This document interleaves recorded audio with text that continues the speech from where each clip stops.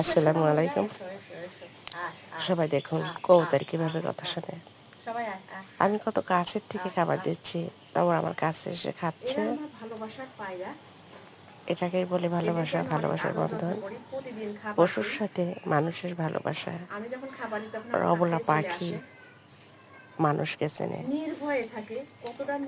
আর আমরা মানুষ হয়ে মানুষের সাথে কেমন আচরণ করি, ওদের কাছ থেকে আমাদের শিক্ষা নেওয়া উচিত। সবকিছুতেই ধৈর্য। সবার ভিডিও দেখবেন, সাথে থাকবেন, চ্যানেলটি সাবস্ক্রাইব করে দেবেন। এভাবে শুভকামনা রইল সবার জন্য।